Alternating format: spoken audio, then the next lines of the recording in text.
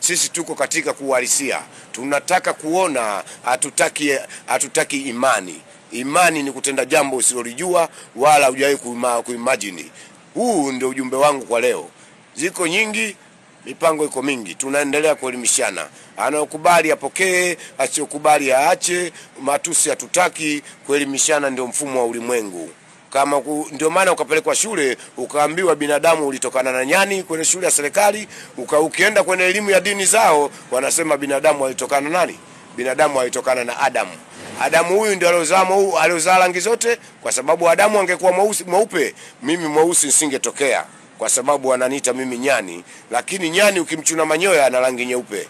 Hiyo ndio habari ya mjini ilivyo. Nyani ukimtoa manyoya yale aliyokuwa nayo anakuwa white.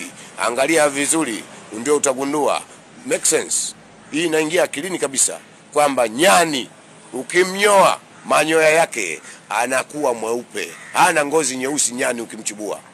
Kwa hiyo wanaotuita sisi manyani ni wao. Sisi ndio indigenous people, ndio wenye ardhi hii ya ulimwengu, sio Afrika tu. Hiyo jina la Scipio Africanus. Tunasema ardhi yote ya dunia ni mali yetu watu weusi, kuanzia China, Japan, England, Filipino, Peru, Argentina, all belong to us, black race. Sisi ndio wakuu wa ulimwengu. Hotepu Amenera.